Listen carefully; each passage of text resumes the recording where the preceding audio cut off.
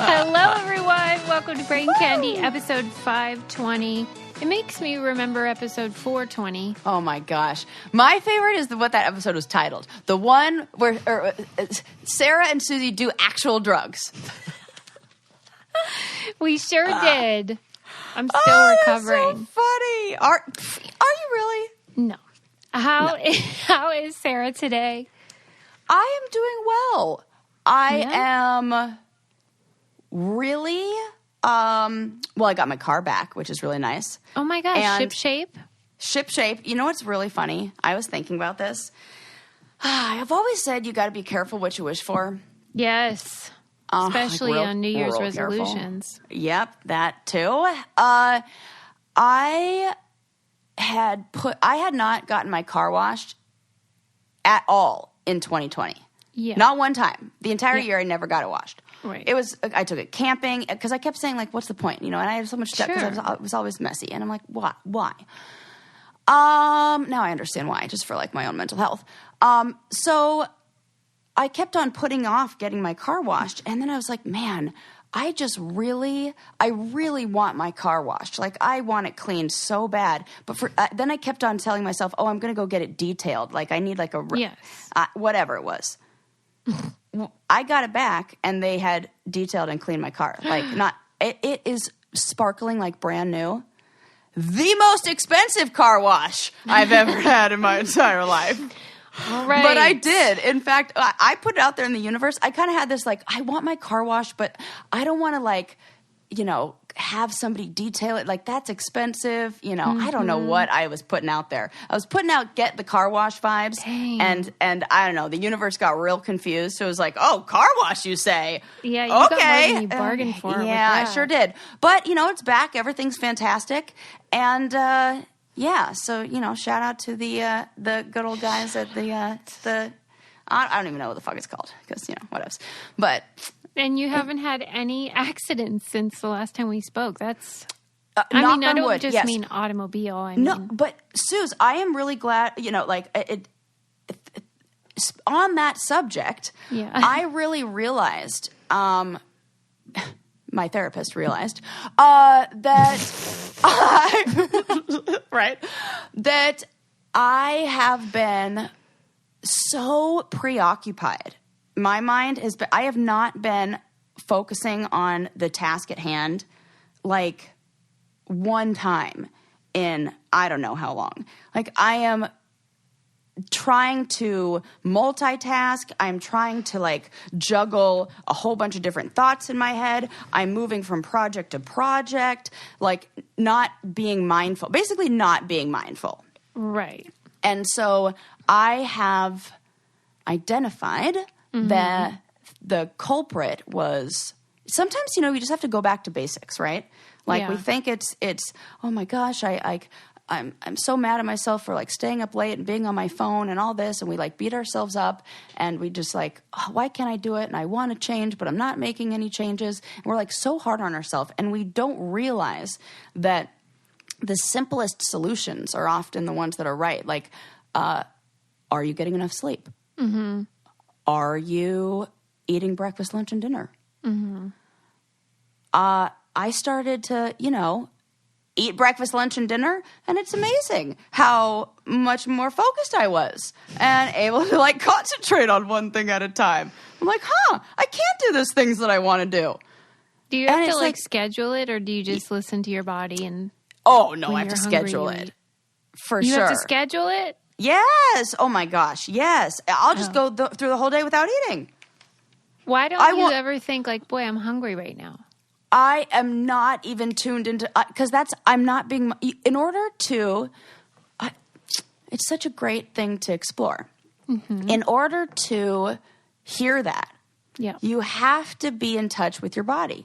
Your body is the one sending your signals saying, hey, feed me, I'm hungry. Mm-hmm. And if you are living from, you know, the neck up, and in your head and just thinking about the next thing or maybe and like, I think it's common with sexual abuse survivors, right?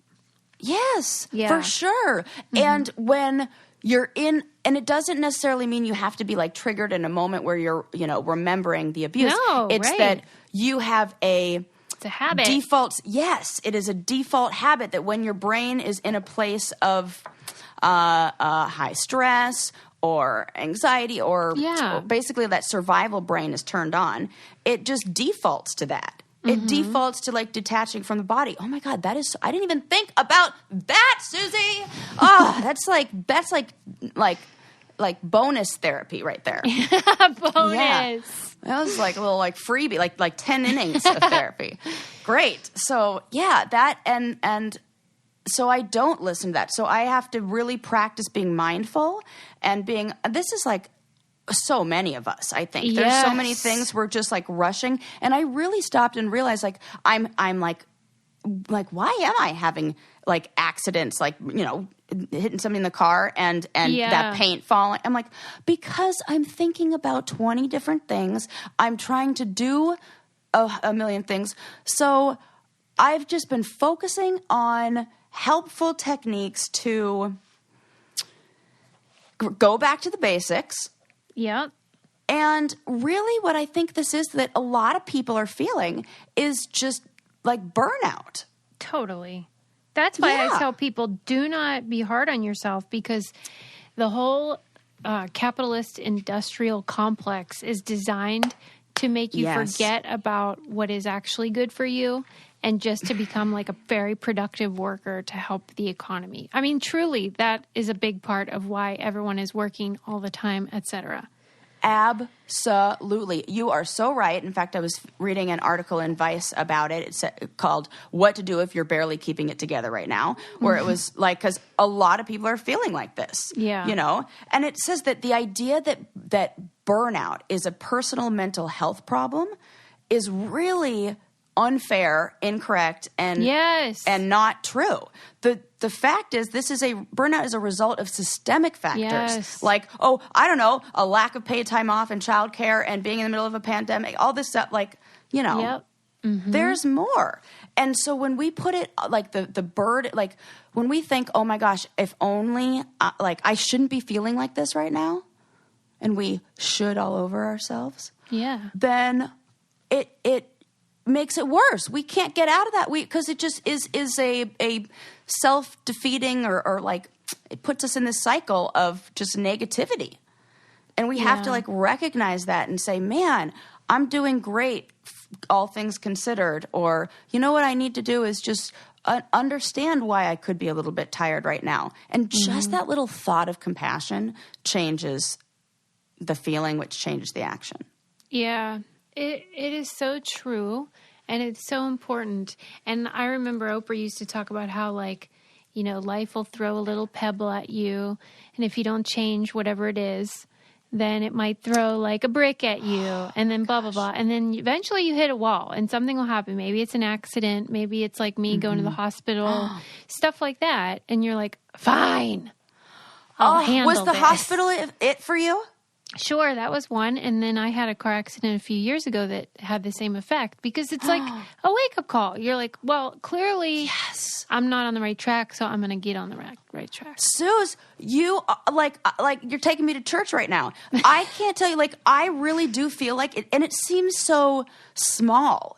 Like that, because it's like maybe to some, I was thinking in my mind, I'm like, I think this is my rock bottom in a weird way. Like, not like rock, like, and to the outside world, it would not even look like that. But I know something to be proud of, though, when you have a moment like that, and then you're open to receiving that message. Yes. Oh my gosh, you're making me feel very seen right now, Suze. Most people, if they're not ready, will just keep going down that terrible road, and then it can get worse and more severe.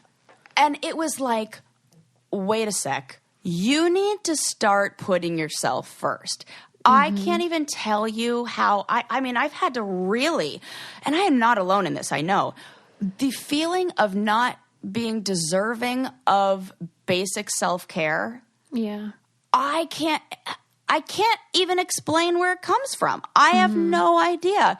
But I mean, my mom we were on the phone. She's like, I don't understand why you have this feeling of like not being deserving, like why you can't take care of yourself, why you can't, like, she's like, what's wrong?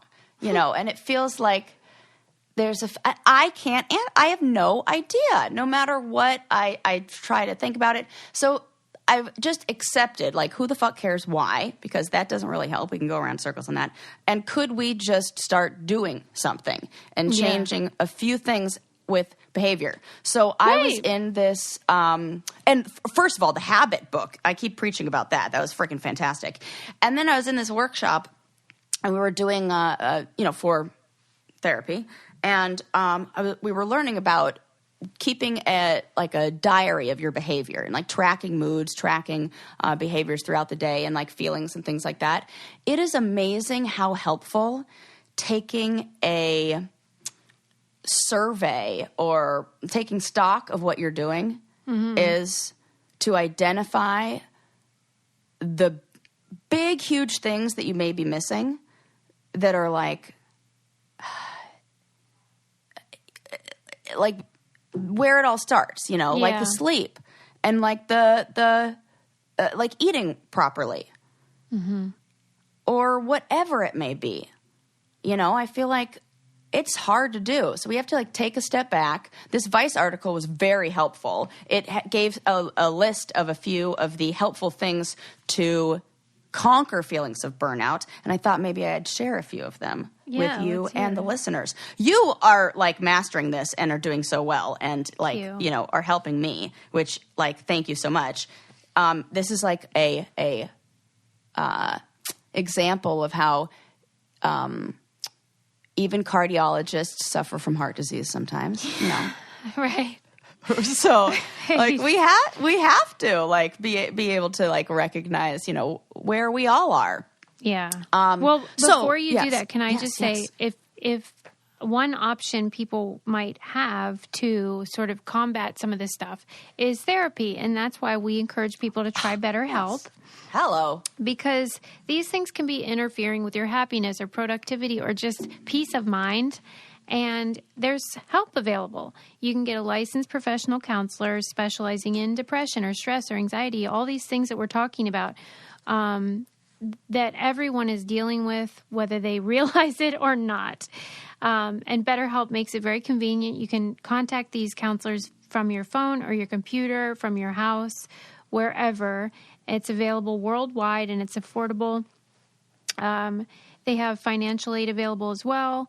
And it's just very convenient. So we want you to start living a happier life today. As a listener, you'll get 10% off your first month by visiting betterhelp.com/braincandy. Join over 1 million people taking charge of their mental health. Again, that's BetterHelp, HELP.com/braincandy. Yes. Oh, so important. So important. Because, not all of us can just have Susie to talk to us and answer all of figure out what's going on in my head. I can only do so much, everyone. Right. So one of the techniques that I thought was super helpful, and I am definitely going to do this. The woman, I should get her name. What's her name? Carly Bassett. She's a therapist that was interviewed for this article. And she said it's helpful to make what she calls a body budget. So making a list of all the things that stress you out, which is like just a good thing to do because sometimes it's maybe the list is shorter than we think it is. True. In actuality. And the things are just almost like weighted, like heavy. Then she says, separate them by what is in your control and what is out of your control. So like, you can't avoid like taxes or, that like the world is like the pandemic, things like that. But there are things that you can control, like, okay, I'm exhausted. Well, you can control your sleep. You control your eating. You can control, like whatever it is that you do. Once we have even just making that list and, oh my gosh, to work on accepting the things that are out of your control and just kind of saying over and over to yourself, there's nothing I accept that I can't do anything about this. I accept that I can't do anything about this. And it just slowly, it's like we're not looking to go from, a 10 on the anxious scale to a 0, but can we bring it down to like a 5, 6, something manageable so that we actually can do the other things, It's hard. It's so hard. And don't you feel sometimes resentful that you even have to be so intentional about just like meals? Oh, You my know? Susie, when it was identified that I have not been eating any, and then at the end of the day, I'm like, why am I so like, making bad decisions about what to eat? And like, I'm like, oh, I know, I'll have a hamburger right now. Like, come on, sir. There was a moment, because the thing that I really wanted to do, that like, it works to identify like the behavior, like what is the thing that I really like, I don't want to do anymore. I do not want to stay up late, sitting on the couch, watching TV or like scrolling through my phone. Yes. I don't want to do that. Yes.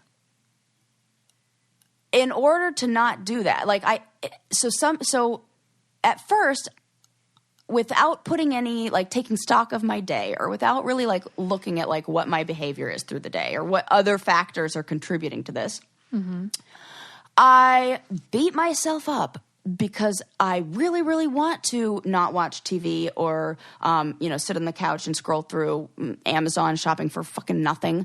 Like, and I really don't want to do that, but I still do it. And then the next day, I feel guilty and I feel like mad at myself. Like, oh, you know better. It is you a didn't want to do cycle that. because you're doing it to soothe fucking yourself. Cycle. But then the next day, you're mad at yourself, so you need soothing. Correct. Yeah. And then most of the time you'll be doing something like also eating like popcorn or, doing something else that feels good, like, or maybe chocolate chips if you're me, and you're rewarding yourself for the thing that you're doing right in there. So like your brain's like, thank you, let's do this again tomorrow. And it is a terrible cycle. And I have to tell you, I interviewed that Charles Duhigg, the Power of Habit guy, and he talks about that, how like the brain doesn't know the difference between a good habit and a bad habit. The brain doesn't have that value judgment about the habit. It just knows that this is a habit. There was a reward. I'm going to do it again. Right. And it gets automated, and so it just does it on its own. And so he put me on the spot at the end. In fact, I'll add that interview to the end of this episode because we're talking about it anyway. He put me on the spot at the end, which if any of you have seen my interviews, I do not want to talk about myself. I want to talk about the person. That's why you have me as a co-host, because I tell you everything. So he goes, what's a bad habit you have? And I want to die. Oh. But, we went through it and he was like, okay, so what's the cue that makes you do that? And then what's the reward that provides to you? And then you have to figure out a replacement for the middle part, the routine. Like, let's say you have a craving to drink and then you drink and the reward is you feel better. So then, he was teaching me like the actual mechanics of how to change a habit that you're describing. Yes. Yeah. Absolutely. And we get stuck in that cycle, and when we simplify it and you go, okay, like, let's just look at the mechanics and like change that. There was a moment when it was like the first day of me trying to, I identified the behavior I didn't want. I don't want to watch TV at night. Like my life goal is to like have a better routine in the evening. Yeah. I did it with the morning, crushing it. Let's get the nighttime done. So that's the goal. What's the thing getting in the way of the goal? Well, me staying up till friggin' who knows when, scrolling through Amazon, whatevers. So I want to start doing that. First week I try to do that. Oh my gosh, I'm beating myself up because I'm trying and I can't. I'm stuck in that cycle, that loop where it's terrible. Then the therapist goes, well, you got it. I think the problem is breakfast. You're not eating. I'm like, no way. Right, we're always skeptical. Like, that can't be it. That can't be it. Look at all the things that are going on. That's not it. That is like a... So, I give it a shot. I like set up my week with the only intention. I didn't try to do anything else. I was like, whatevs. Don't even care about anything. Just focus on meal prepping. Like, so that... And I used HelloFresh, shout out to HelloFresh, and planned for all my meals and got that taken care of, so that I didn't have to do that thing where we make bad decisions in the moment because our hungry brain is deciding, and that's what the hungry brain's going to do, get us the most food, fastest, all that. Right.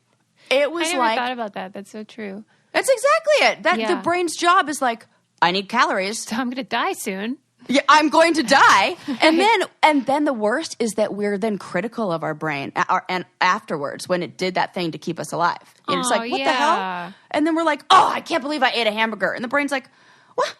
But I gave you the most calorie-dense food. We were going to die. And we should be like, thank you, brain, for doing that. Like, it would totally change our whole, like, everything. So, okay. So then I adjust and I like set up and plan ahead and everything for me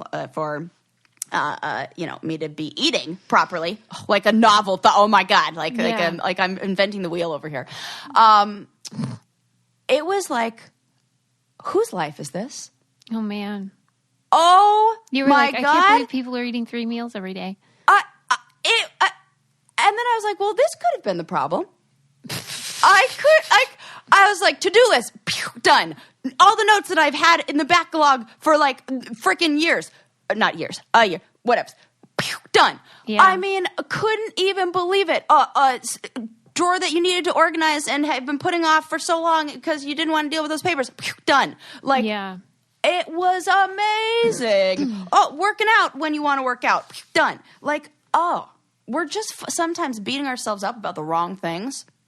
We got to go back to basics. Are we starting there? If we're building the house on sand, probably not going to be very strong. Mm-hmm. Got to put fuel in the car, not like be mad at the car when it's out of gas and it's not going anywhere.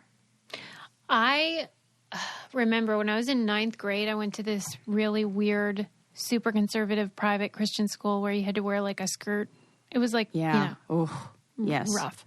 Anyway, in chapel one week, they had this speaker that said he challenged everybody to read 10 pages of the Bible every day. And he said that it would change your life and that all these good things would happen.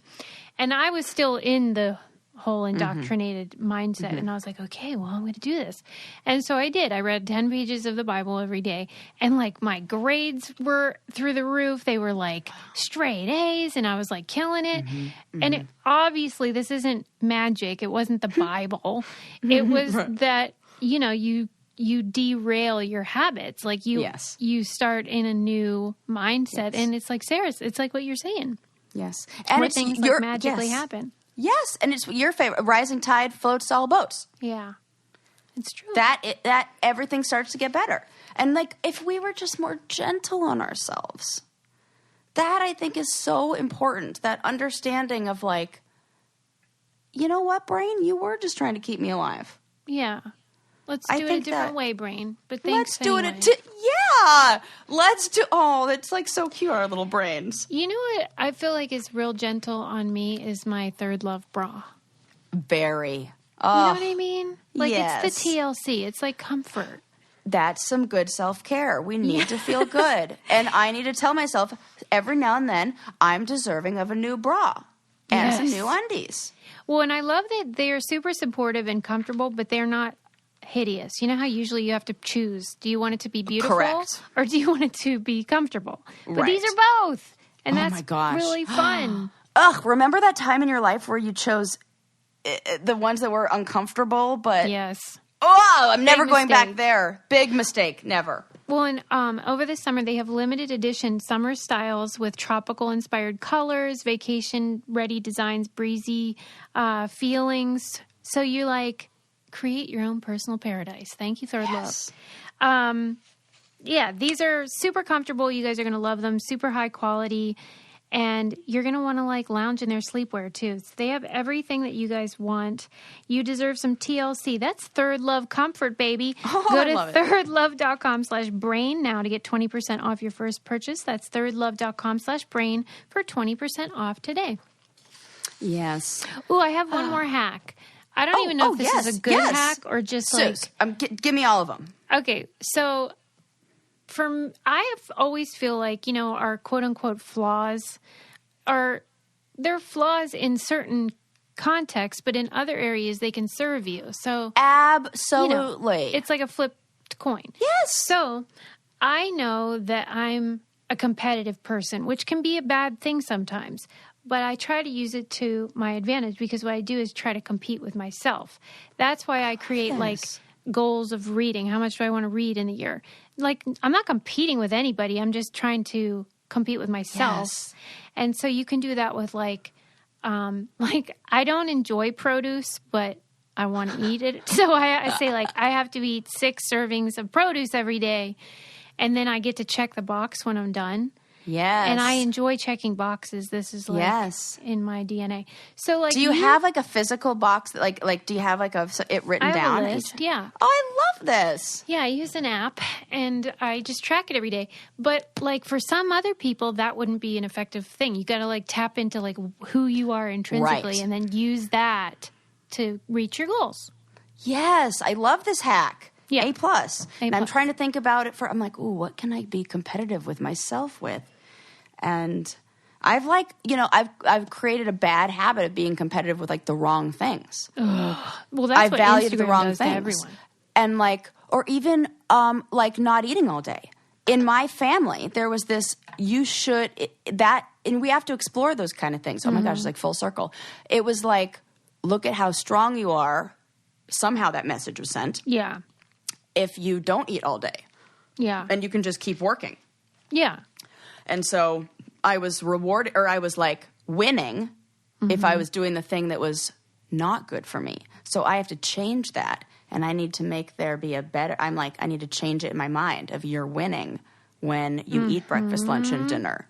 Dang. See, these are like the shoulds that we all carry around. You should be able to go all day doing that. You shouldn't have to take a break. Right.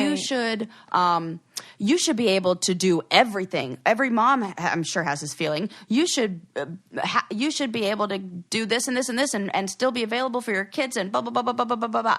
And still also make them home-cooked meals and whatevs. It makes me real mad. Especially the stuff about women and moms. It's infuriating. Yeah. I still can't get over that thing about the housework that you said that like women are the ones who feel guilty for it and men don't. I was trying to explain that to somebody else, and I got so emotional in it, I couldn't even like put my words together and like do a proper job explaining it because I just in my head started getting like we see the house as a reflection of our value. Yes. Oh my Lord. Fuck, we're doomed. Toodles, we're doomed. Let's talk about something happier. Okay, what else? I was sent an adorable article. Oh, now I wish I knew. I need to start writing down who sends me these things. There's so many. It's so nice of them. So I love many. when you do that. There was one that we got about bumblebees and how bumblebees. Did you see this? I don't think so. That bumblebees are. Well, scientists discovered that they do this amazing thing that can help agriculture and farming forever, which is always really nice. We love when the animals figure out, they don't figure it out. They've been doing this since freaking ever. We just caught on. We're like, oh, man, look at that. So it was discovered that bumblebees, they assess the plants where they are, and they determine which ones are flowering and not flowering, and they make tiny little incisions in the leaves of flowers that cause them to produce more flowers, or in the leaves of plants that cause them to produce more flowers. So basically, the bees are going around biting the stalks and making flowers, or making plants have more flowers. That's adorable. This is the thing, and this all clicked in my mind because remember when the tree in my apartment building was not being properly maintained, and I needed to cut, and I was like, how could anybody forget? So I have since grown. I have 5 or 6 different fiddle leaf tree stalks that are growing, and in order to get them to have a lot of leaves, I looked up how to get them to, what do you call it? Like grow another branch, essentially. Mm-hmm. And you can do a technique called notching, which is where you make a little incision right above, the little node where the new bud would form, or the new branch would form. Mm-hmm. And you make a little a little cut at an angle, like a little V kind of shape out of it, or a bite out of it. And the plant naturally sends more, plant stuff to that area to heal it, which then makes all that energy going there makes the branch grow and makes something flower. That is so cute. How they have not connected those two is beyond me. Right. Bees have been doing this for forever. Gardeners have been writing about manually doing this. Oh, really? Yeah. The notching. The notching. This is something so that's cool. like in every gardening book, everything like that. And so like the way that they researched it was so cool. The scientists who thought this was who were like suspected this was happening, wanted to make sure that the bees were doing this not just in their controlled environments. So they took them to an area where there were a bunch of flowers that were not flowering and that were really close. They put a beehive right next to flowers that were not flowering. And then a little bit farther away were flowers that were flowering. And you'd think that the bumblebees would go to where there's food, which is the flowering plants. Like that's where the pollen is. That's where we should go. But instead, the bumblebees leave their little bumblebee hive and they're like, oh my goodness, look at these plants. Bumblebees.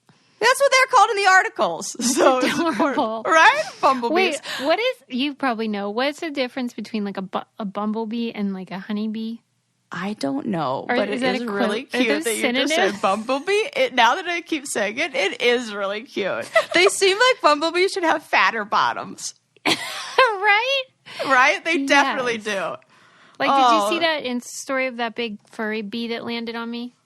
Yes. Oh my gosh. Yeah. I meant to tell you. I was going to text you. Hey, when I saw that picture, hey, remind me to tell you about the bee thing. Okay, remember last week how you mentioned like randomly the towel mat on the ground, like the towel throw rug on the floor? Yes. Okay. When you posted that picture on Instagram, I was walking Bo and I was like looking at the phone and there were bumblebees like everywhere. And I had this thought, I should hold one of these bumblebees right now. Like, What is wrong with you? I wonder what it would feel like. But it was like at the same time when one was landing on you. I mean, okay, then let me deal with when that I saw part that, first. I was like, whoa. She Okay. and I are talking always about the same thing at the same time. It's blowing my mind. I do love that we're in sync, but I also don't love that you're insane. And why in God's name would you want to do that? Okay, it wasn't like an actual thought that I entertained. Susie, thoughts you are just just had thoughts. a fleeting moment. And I had a fleeting moment, and it's not and my good sense told me not to act on it, which Okay. thank goodness, listened to. And it's also because I was just watching a video about a man who, like, goes around, like, I don't know, collecting honey. Like, he's got a whole bee thing going on, but he doesn't use any, like, beekeeper suits or anything like that. Like, he's just, like, a guy. And he was on Instagram, and he was, like, holding the bees and with his hands. And he's telling, the reporter or the journalist that he gets stung, like, 2 to 3 times a day, but it's okay. It doesn't really bother him. And wow. yeah. God And so I bless had, him. I had bees on the brain. Bees were buzzing around in my brain. I mean, that is pretty cool because that guy just sat down, obviously long enough for me to get a video, and then I had to call Adam and be like, what the hell do I do right now? Yeah. And You he were was just heavily chilling thinking out. about bees, and somehow I picked up on that signal, and I was like, I have a weird feeling about, like, That's this wild. bee being on me right now. Because it was like, I wish... Well, it couldn't be in my head. But if you were in my head at that moment, it wasn't like a thought of, I'd like to do that. It was like a thought of... Oh, like a compulsion. I need to do like that. I am... No, more like in another parallel universe, I am holding a bee right now. Ooh, that's Like weird. that feeling. And I was like, oh my God, I got to tell her about that. And like when I saw that picture on your thing, I was like, I have to remember to tell her this. So that was a little aside. But... yes, they are called bumblebees. I still don't know the difference. It's nowhere in this article. That's fine. I just love it. And they're so cute. But I love it that these bees, like when given the opportunity to go to the flowers that are far away, already like flowering, or the plants that are far away and already flowering, where there definitely is food, or to help the plants that need more flowers. They are definitely delay of gratification, long-term I planners. admire I mean, here we are thinking that like animals can't plan ahead. Are you sure? Because in that moment they decide, and it's like they leave their little like beehive and they go, oh my goodness, look at these plants right here. Oh, no, nobody's taking care of these. Hang on, let me go nibble. And then they go and do that work first, and they're like, whew, okay, these guys are good. We're going to have food later. And then they go That's and go to the other ones. And I wonder, though, why that instinct is stronger. Like, I would wonder why. Right. Evolutionarily. Me too. It says the bees are signaling like, hey, we need food. Please speed up your flowering and we'll pollinate you. So it's like so that's kind of like what they're doing by like chewing on the side of the thing. Let's go yeah, here. they're like, come on, let's go. Okay. And yeah. And Real it's cute.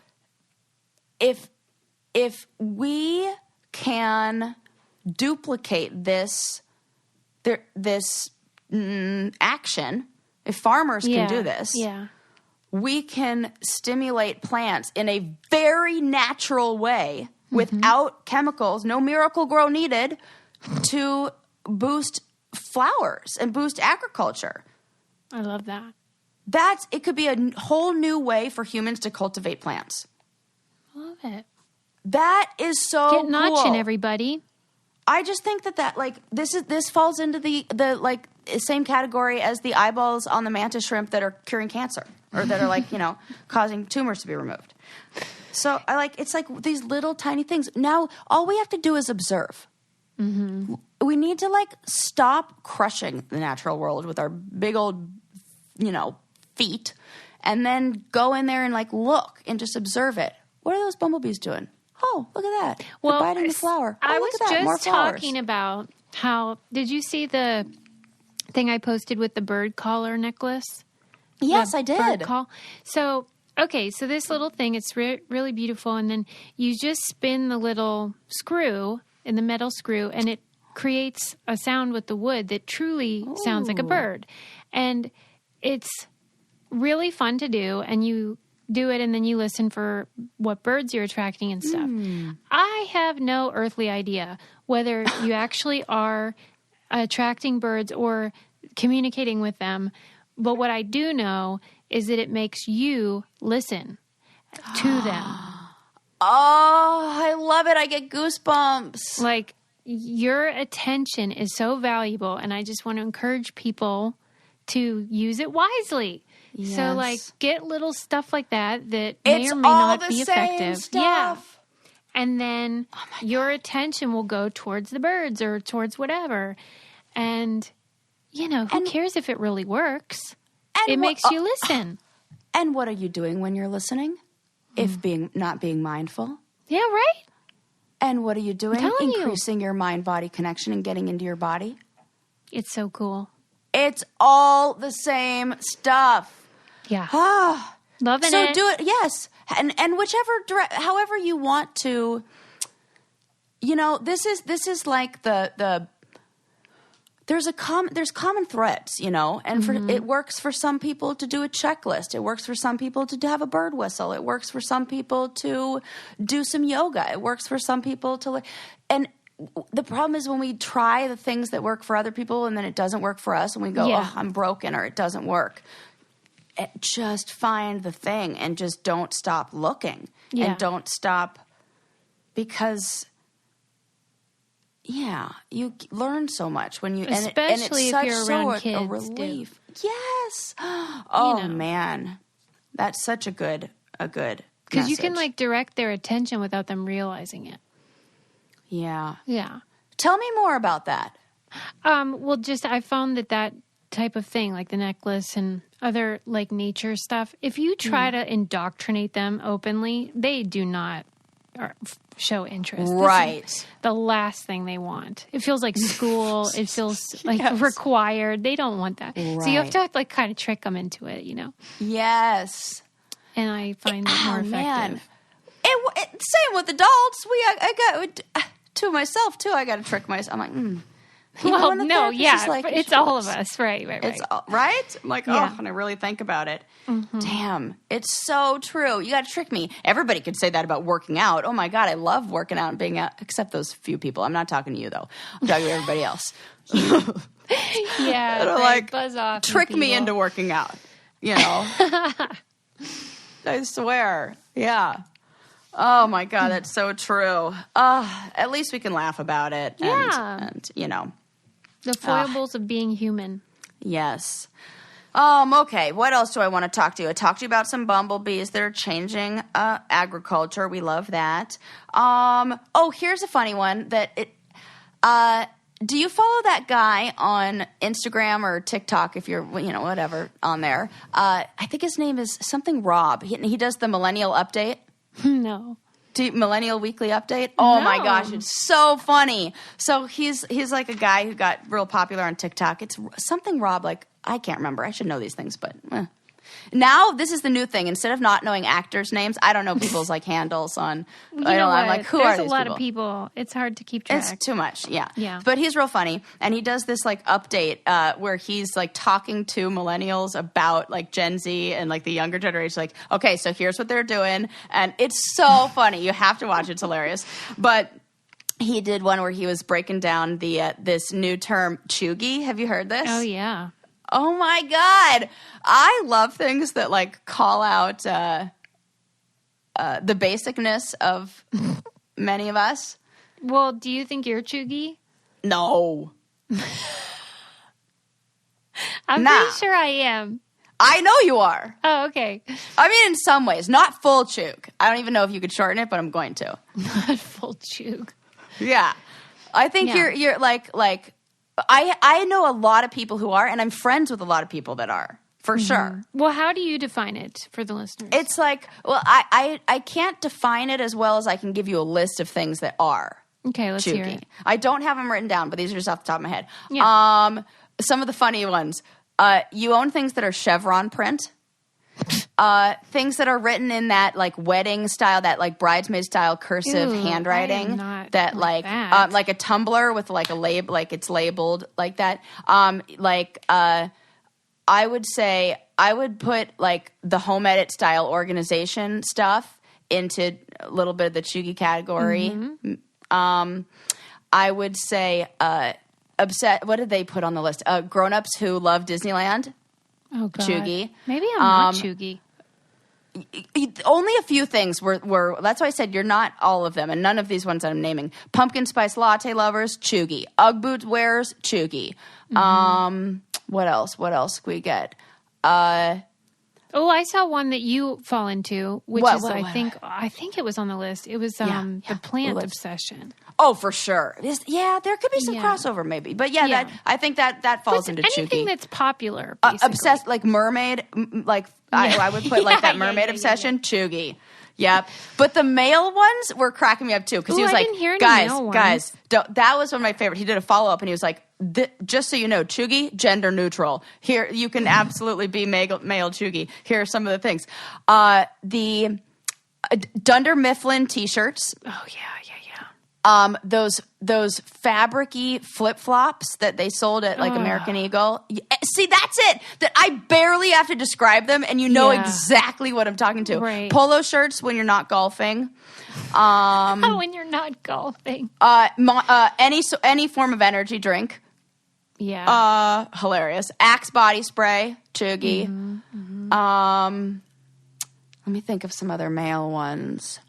Oh, they're so funny to think of. It's just like basic stuff that we just have like a new name for. And I wrote down on like my list of things talking about like, ideas to chat about. Does Susie think she's Cheugy? Are you Cheugy? Like, that's a discussion point. So I'm glad you said that. Their whole thing is like, if you're trying to be cool, that's not cool. But are these things trying to be cool though? I don't know if they're trying to be cool. Absolutely, Sarah. They think they are. Oh, like word art. That just seems like my example is word art. I hate word art. Anything that says like live, laugh, love. That for sure. Any of that you know what? I'll also put like do. I saw on this list that I just pulled up Gucci belts with the large double G. Yeah, for sure. But if you love word art, then just fucking do it. Right. Yeah. There's nothing again. This is not to say, there's no judgment on this. It is hilarious. It's hilarious. It's hilarious when in the same way oh my God, I heard this from my ex said, we were at his friend's house, and he said, you should really question any chick who has what are those like fabric, like print. They're like bohemian fabric, like wall hangings. Oh, like macrame? Not macrame, but it's like they're like always for sale in Venice Beach. It's like a big, they usually have like a tree of life on it. They're kind of like maybe tie-dyed. Lord. It's like a large tapestry that hangs on the wall, like a wall covered with one of these. And if you see it, buying he's those? like, apparently a lot of chicks, because as soon as he said that, I was like, oh my God, absolutely. I know this woman. I was that woman. Like that is absolutely for sure. Like the young bohemian. Like all right. For well, sure. Especially if you're in pot culture, I suppose, the tapestry. It seems like there's some overlap. Yeah, for sure. It's like the like what the equivalent of what a bedroom would have been in like the maybe like the night where it was like a lava lamp and one of those like still had the same tapestry on the wall, blow up furniture. Like there was probably some overlap there. Good Lord. Yeah, I did all of those things. You can definitely make a list of like. But just can we all basic agree though that Gen Z is the most annoying of all the gens? Yeah, for sure. Which, that's how it is. Like once Well, you're because- old like us. Here's the thing. They're doing what they're supposed to do. They're judging. That is the judgy age. You judge in that age group so that it's almost like pushing, like testing your own personal boundaries of like what is, it's weird. It's that I want to belong, but I don't. I want to be, it's like the who am I? And people are judgy when they're figuring out who the fuck they are. Because in order to like judge, it's like a mirror. That's what teenagers do. Yes. So they judge, and then we'll talk about how annoying they are. It's all nature's way. Absolutely. Yeah, it's nature's It's way. the cosmic order. It's how things ought to be. Oh, I'm trying to think of some of the other examples of the Cheugy Victoria's Secret pink clothing. Oh yeah, that Ray Dunn think they pottery. said buttery soft leggings was one of the ones I saw. That's such a hilarious description. They always say that. Like, oh my God, that's so funny. Buttery soft. And you know what? Here's the thing with that is it's stuff that is it's everywhere. It's like it's popular. It's popular, and the reason why we then are drawn to it, we're like, oh yeah, I'll just get this because it is everywhere. It's that, absolutely. And here I am, like, talking about that cursive font. I was literally selling this online. Yeah, I sold those signs that are so Cheugy. I am a proprietor of Cheugy. Yeah, Sarah's a purveyor of Cheugy. I'm a purveyor of Cheugy. That's what I was. Purveyor of Cheugy goods. I don't even care. It's unapologetically Cheugy. I have no problem. I'll fully own it. Yeah, okay. You need to make those crafts just having them say Cheugy. Then it's like super gosh. That's funny. I'm into it. Cheugy for life over here. Cheugy por vida. Oh. Por vida is even funnier. Yeah. Oh my gosh. You know what like has randomly been popping up, and like maybe this is only going to be funny to me and Susie or somebody who's listened to the podcast for like ever, which maybe is a lot of you guys. So shout out to you guys. Yes. Yes. I have seen that all over the place. Like people like so all of a sudden people like I don't know got onto that joke that you had a million years ago. Wait, and it you was mean they're saying Liv Manos? Yeah, I saw like memes that were about Liv that said Liv Manos. Like I think I may have screenshot I really do it. think we started that. I so think that was you. I really do. I was like, oh, Susie had this joke like a million years ago. I'm an influencer, you guys. You are such an influencer. I'm going to find, I totally I think somewhere along the lines I may have, I tried to do some heavy photo editing recently of like getting rid of those random accidental screenshots, that like I end up having 400 of. Yeah. Oh gosh. Like we all talk about like Marie Kondoing our house and everything, but we don't like, I very often forget about organizing my digital stuff too. Yeah. It sounds like it's going to be an ad. It's not. It's just me complaining. Right. You know what I like to organize. Yeah. No, it's totally not. It's just like, how about how that shit sucks? Yeah, you got to like... And when they say, would you like to upgrade to get more like space? Yeah. That's basically like them saying, wow, you have a lot of shit. You want a storage unit to put it in? Absolutely. And I'm like, oh yeah, that's better than me organizing it and putting, deciding what goes in the trash and the Goodwill and like. Yeah. It drives me crazy. Isn't it crazy that is gone online? This is probably, see, these are the things I'm thinking about when I'm not being mindful. I'm like thinking about stupid shit like that is like totally pointless. Of like, well, I guess this is as good a time as any then to introduce my interview with Charles Duhigg. Yes. He is the New York Times bestselling author. His book, The Power of Habit, is phenomenal. It's about the science of habit formation. Phenomenal is an understatement. Yeah. I think I've personally sold 10 copies of these to people I've randomly talked to, tellers at the bank and things like that. It's so great because it puts you in the driver's seat and it says, yeah, we all have bad habits, but guess what? It's not forever. It's not infinite. You can shift and change and evolve. Yes. And he tells you how, and it's not just sort of like this woo-woo self-help stuff. It's actual science where he says, here's what you need to do. And he has charts and graphs and stuff, okay? This is legit, people. Yep. And he's super nice. I think you guys will love him. Let's just have him on. Let's welcome Charles to the show. Thank you so much for coming on Brain Candy. We are thrilled to have you. Thanks for having me. I'm sure you feel like Power of Habit is old news, but it's new to us and we're so excited about it. And we chose it for our book club last month and people went bananas for it. So I had to harass you into coming on. Are you still feeling the response from this book years later? Oh, yeah. No, I still get tons of email almost every day from people who find the book and say, I was struggling with trying to lose weight or trying to start exercising or trying to stop drinking. And then I found the book and it gave me some ways to start and made that journey easier. So it's always really enormously rewarding to hear that. Whenever you write a book, you spend a lot of time and you wonder if anyone's going to actually read it. And so it's really nice to hear that not only are people reading it, but that they find some meaning in their own life from it. Right. That's the thing that really struck me is of all the books we've picked over the years of our book club, this one had the biggest response and people seemed to feel really empowered by it. Did you expect that response or did you think you were just typing into the void? Well, I didn't know what exactly to expect, but I did think that like these lessons are really useful, right? When I wrote this book, I basically came to it with a question that I had for myself, which is, I was a reporter at the New York Times at that moment. I'm now a reporter at the New Yorker magazine. And I had, gone to like fancy colleges and there were all these things that I could do well, right? I could push myself to do well. But when it came to like exercising or dieting, I was just miserable at it. We had just had our first a baby, our oldest son. And I remember he would eat these like little like chicken nugget dinosaurs. I mean, they're like disgusting, right? They're made for like babies.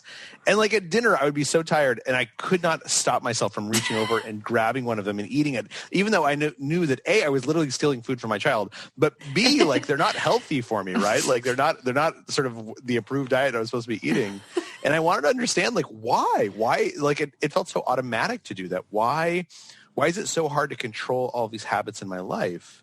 And that led me to the research and I learned from it as much as other people have. Yeah, that's what our listeners wanted to know. If this was more of like you trying to undo something you were involved in your life or just sort of fell into your lap or what the genesis of the project was. It was very much me wanting to understand how to control my own habits that if I felt like this gave me an excuse to call experts and ask them for advice. And they were more likely to give me that advice if I told them I was writing a book than if I just wanted to stop eating chicken nuggets.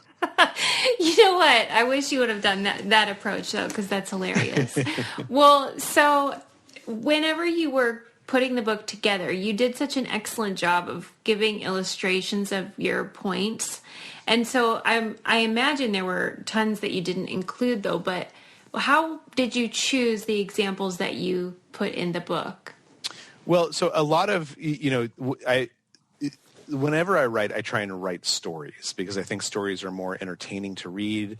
They're easier to read, but also we tend to remember an idea better if it's embedded in a story. Mm-hmm. And there was this concept at the heart of the book, right, which is the habit loop. This insight that all habits actually have three components. There's a cue, which is like a trigger for an automatic behavior to start, and then a routine, which is the behavior itself, and then finally a reward. And that reward exists to make that loop kind of spin and work in our lives, sometimes without us even noticing it. Sometimes we don't even notice what the rewards are.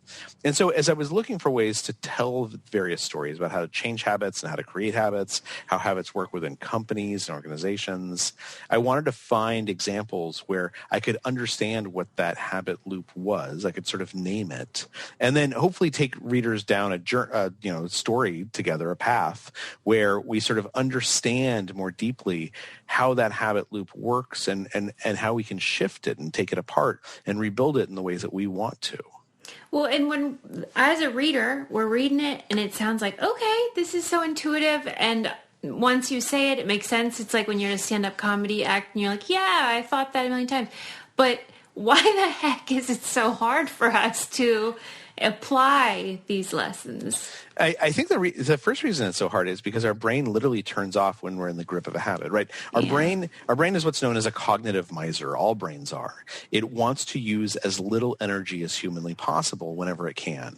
And so there's a part of our brain known as the basal ganglia, which every single animal on Earth has. And this basal ganglia evolved and exists essentially just to create habits, because being able to create habits is key to being able to evolve and progress as a species, right? If you had to, rethink about how to walk every single time you got up, you wouldn't have time to think about anything else. If every single time you passed an orange on the road and a rock on the road, you had to think really hard about which one you're supposed to put in your mouth, then you wouldn't have time for things like inventing fire or aircraft carriers or video games. And so what our brain does is our brain evolves to basically use as little energy as possible for the types of decisions that we confront every single day. And the way that I found to do that is habits, right? Creating the habit loop where if there's a cue, let me turn this off. Okay. Where if we see something, a cue that's supposed to trigger a certain behavior, our brain makes it trigger that behavior automatically. And then in order for us to make sure that we remember that, it gives us a reward after we do the behavior. Every habit in your life has a reward. And about 40 to 45% of what you do every day is a habit, according to studies. And so because our brain uses little energy as possible when it's in the grip of a habit, it almost kind of turns off. It stops paying attention to what's going on. And that's why habits are so hard to change. It's also why they're so delicate, why they can be changed. But the reason why they're hard to change is because our brain literally has stopped thinking when it's in the grip of a habit. And part of the goal of the power of habit is to teach people how to wake themselves up again so they're paying attention to those habits, which means that you have the ability to change them. Right. It's like a double-edged sword where our brain's efficient and doing stuff to benefit us, but then there's a downside where then we want the dinosaur nuggets, right? That's exactly right. That's exactly right. And what's interesting is that from the brain's perspective, there is no such thing as like a good habit or a bad habit, right? There's just chunks of behavior that deliver rewards. And so eating that if the cue is I see my son eating a dinosaur chicken nugget, the routine is I pick it up and I plop it in my mouth. The reward is it tastes good. And because it's actually like really carbohydrate dense, it actually gives me this feeling of kind of satiety. From my brain's perspective, my brain is just saying, look, anything that you're gives welcome is probably a great thing. Yeah. It takes the prefrontal cortex, the more decision-making parts of my brain, to step in and say, you know what, I don't need any more calories. I've got plenty of calories. And to make those decisions and make those distinctions between good habits and bad habits, that takes a different part of the brain. When you were getting this all going, was there a moment where you're like, I'm really onto something here. This is going to be great. This is going to be a big hit. No, I mean, basically I was just panicked the entire time that I wasn't I wasn't writing it well enough. I mean, I'm actually writing another book right now. Every time I write a book, it's the same thing. I just I think to myself, like, who's going to read this? This is terrible. Like, why am I so bad at this? But you have just self-doubt like the rest of us, mere mortals. Yeah, but then a book comes out the other end, and so hopefully people like it. Well, one of the examples in the book was the sort of marketing behind the Febreze product. Right. Which, by the way, made me want to buy Febreze. I didn't know it was like molecular. I just thought it was just a spray. Yeah, but right. You should work for them, because I was like, I need to get me some Febreze. But that illustration kind of showed how sometimes we don't even know what we want, what our brain craves, and that Febreze people realize that we kind of crave this finality to cleaning, and we like to end it on a positive note with a nice scent, and we didn't even know we wanted that. Yeah. How strange is that? Well, I mean, it's pretty common though, right? Like, think about how many friends you have that are in relationships where from the outside you say, that seems like a terrible relationship. Like, you should definitely not be dating that guy or dating that woman. And they say, yeah, you know what? It's a terrible relationship. But it clearly provides something for them that they want, and even if they're not aware of it, right? Even if they're not cognizant of what they actually want. And this is kind of true in general. In psychology, there's actually this thing known as stated preferences and revealed preferences, right? So if you were to sit down and you were to ask people, what do you want to eat for lunch? Many of them would have a stated preference where they would say, I'd like to eat something healthy. Right. And then if you send them into a cafeteria where there's healthy salads on one side and like pastrami sandwiches, like dripping with like grease and, cheese on the other side, they will grab the pastrami sandwich, which means their revealed preference is different from their stated preference. Now, many of us kind of know this about ourselves, right? That there's things that we want that we don't admit to ourselves that we want. But what's interesting is that a lot of power actually comes from just admitting to yourself what you want. Why is that? Well, because once you admit it to yourself, so keep in mind, before I was talking about the basal ganglia versus the prefrontal cortex, right? The basal ganglia is an old part of our brain. That's where habits are built. And the basal ganglia, essentially, if you think about your like subconscious or your near subconscious, that's the basal ganglia. The prefrontal cortex, which is the part that's here in your forehead, that's much more evolutionarily recent. That's where higher thinking and decision making comes from. That's where like more contemplative thought occurs. And so oftentimes people want to pretend that they live in their prefrontal cortex, right? That they live in the place where they make wise decisions, and ignore or pretend like they don't have a part of their brain that pushes them to do subconscious things or near subconscious things that are less healthy for them.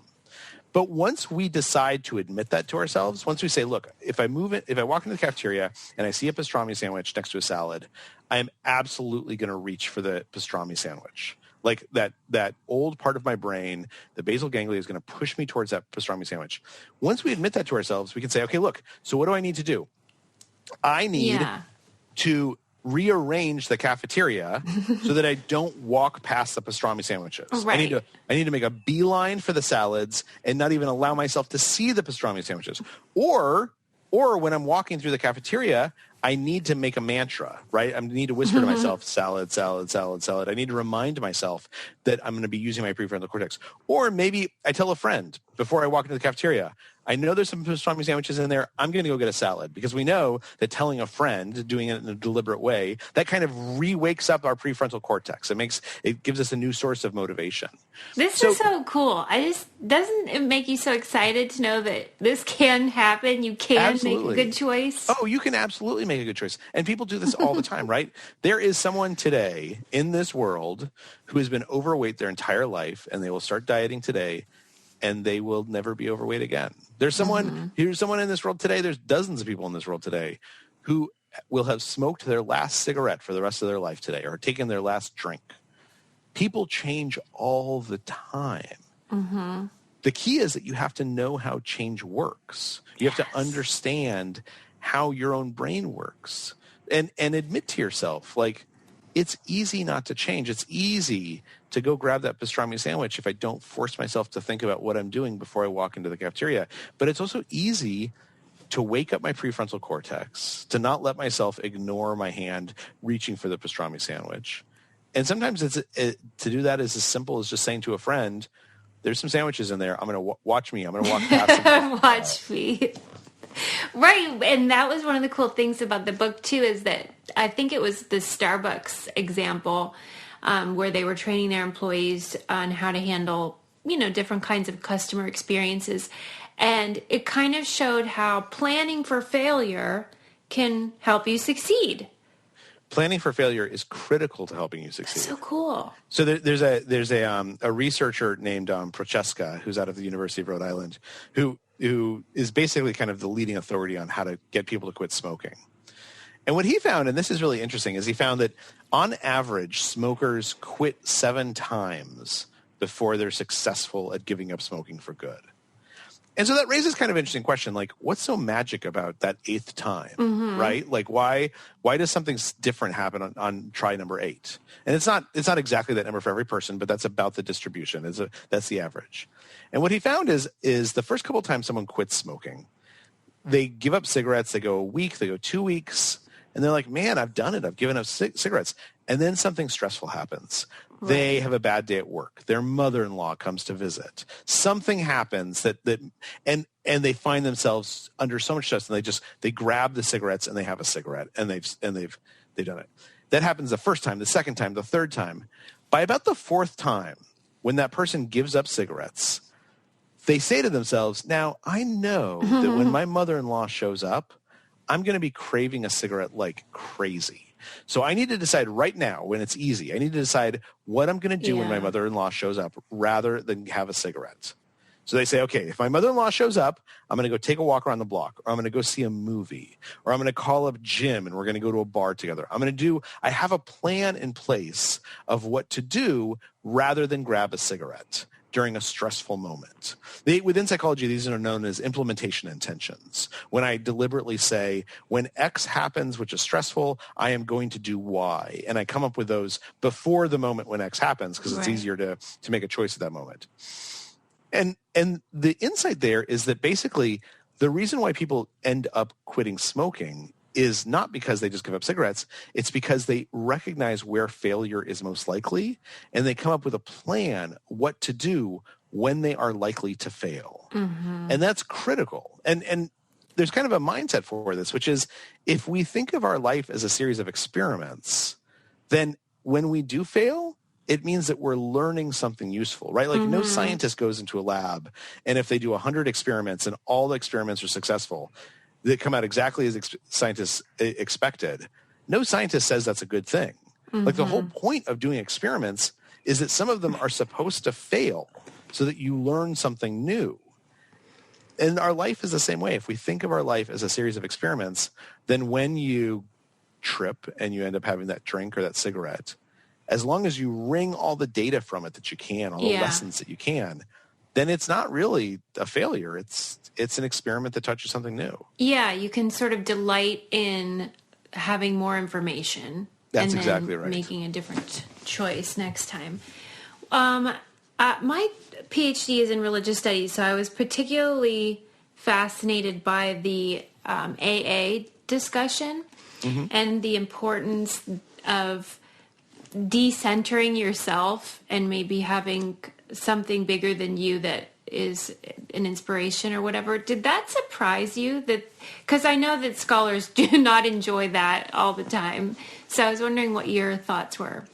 Well, I think that, in general, there's been a lot of skepticism of AA from the academy, from sort of the researchers, in part because it's the guy who came up with it, Bill, and people who have continued it weren't scientists themselves. So there's like the AA in most programs like it are built around a 12-step program. And the reason why there's 12 steps is because the guy who came up with it, Bill, he was sitting in a hotel room, like jotting down these ideas, and there was a Bible there. And so he decided to have 12 steps because there's 12 apostles, right? So it's not the most scientific grounding in how AA started, but we know that for millions and millions of people that AA works. And then you're right, there's an additional skepticism of AA because one of the steps is that you have to pledge belief in a higher power. Right, which for a long time was God. It's not God anymore, but again, researchers are skeptical of things that make you pledge belief in something that can't be empirically proven. Yeah. But researchers since then have actually shifted their thinking quite a bit as they've looked at AA and how it works. And what they've discovered is that oftentimes belief, whether it's belief in sort of in a god or belief in something supernatural, or even just belief in something that's relatively mundane, belief is a learned skill. It's like a muscle. You have to practice it in order for it to become strong. And so belief in yourself, belief that you can change, if you have a very weak belief muscle, it will be very, very hard for you to believe in yourself, right? You're just out of practice. And one of the things about believing in a higher power, and again, AA says the higher power can be nature, it can be Gaia, it can be Burning Man, the spaghetti monster, or it could be Jesus, that just practicing belief in something strengthens that belief muscle. And as that belief muscle gets stronger and stronger and stronger, it gives us the ability to begin believing in ourselves. And we know that change requires belief, right? To make it through those moments of temptation or those moments of challenge, you have to believe that you have the capacity for change. And we learn how to believe by practicing belief. Don't you think it's kind of bonkers that you're basically everybody's life coach now? Well, I don't know about that. Kind of. My wife would definitely disagree that I am her life coach. You know, one of the things in the book that really stuck with me was the stories of the folks who have, I guess, brain damage and memory loss, and the way in which their mind is still forming, I don't know, connections or memory, or I don't know what you would even call it. And habits, yeah. Yeah.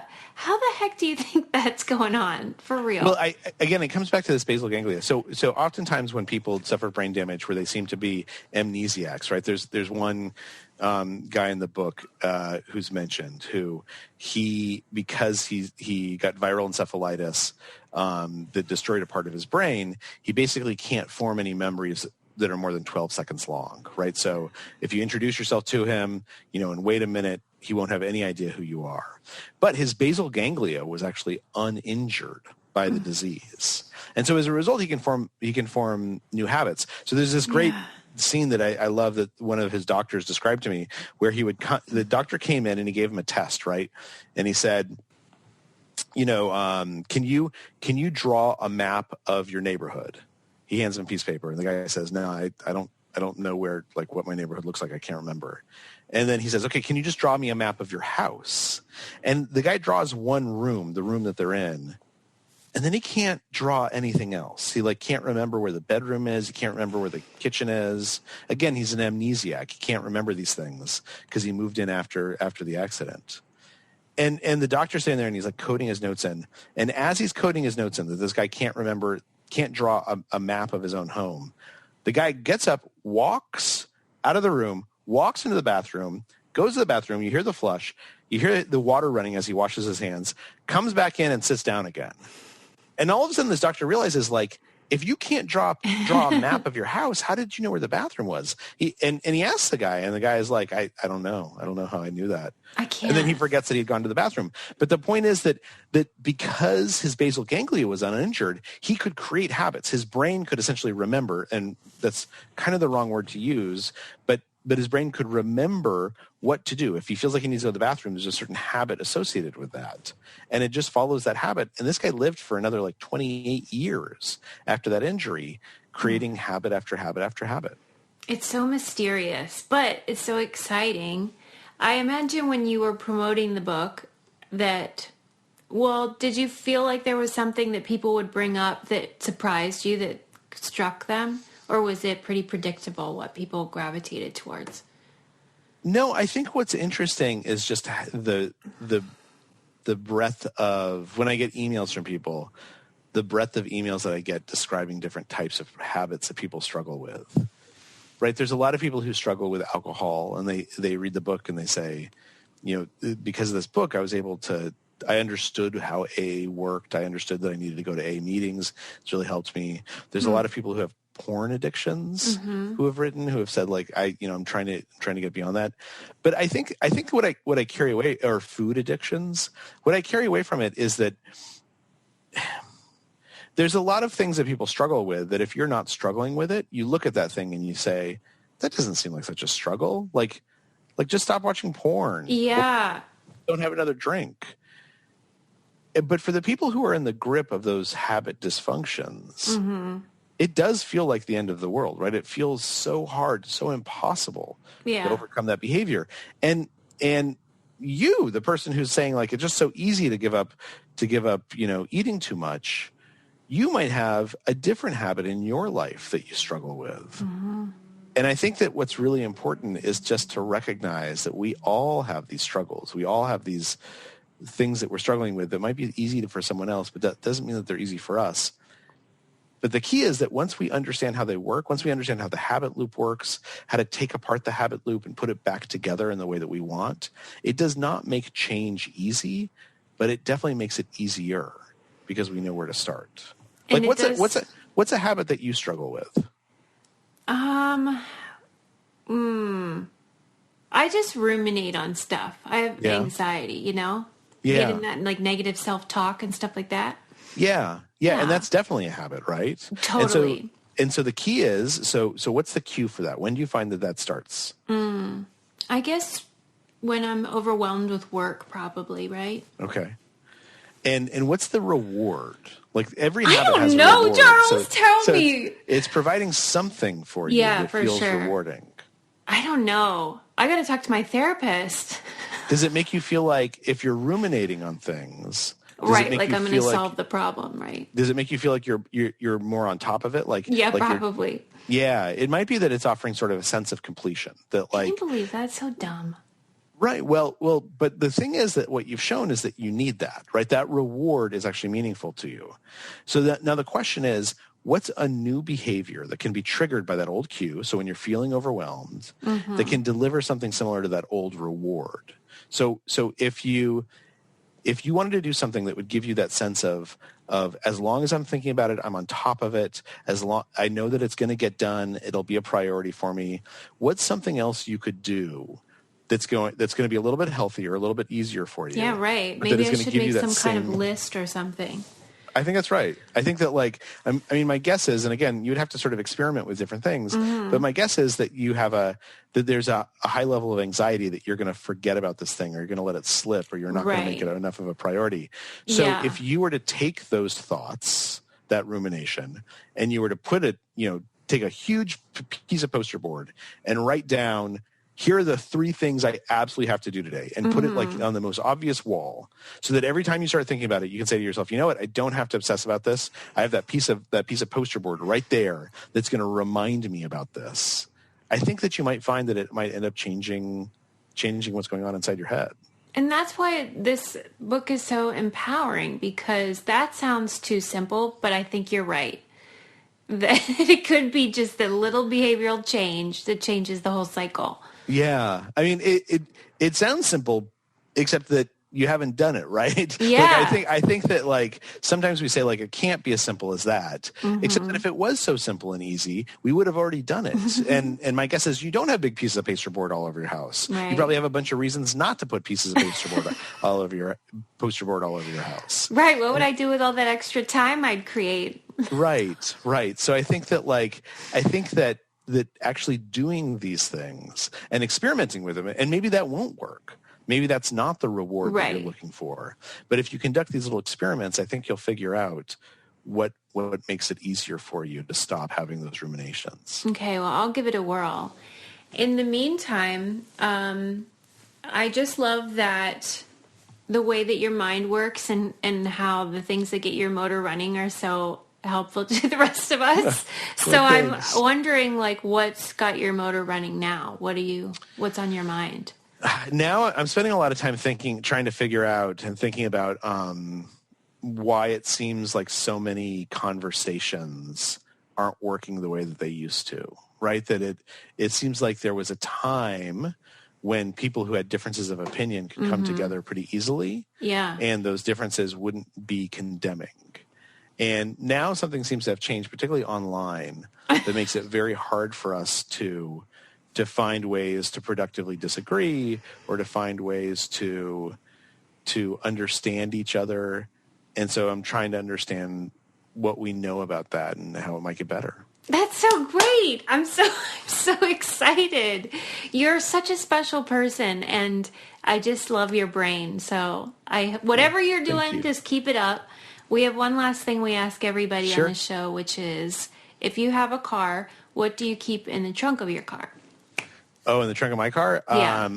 So I live in Santa Cruz, California, where I surf. My wife and I surf. Oh, nice. So I have a bunch of towels in the back of my car and a mat, so that I can change into my wetsuit without having to stand that's on the ground. great. So. Aren't you freezing even in that wetsuit, though? Oh, the wetsuits are pretty warm. They do a pretty really? good job. Yeah.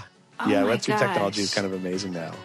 Wow. Okay. Nobody said that answer. That's a perfect answer. Thank you so much. You're off the hook. I so appreciate your time. My pleasure. Thanks for having me.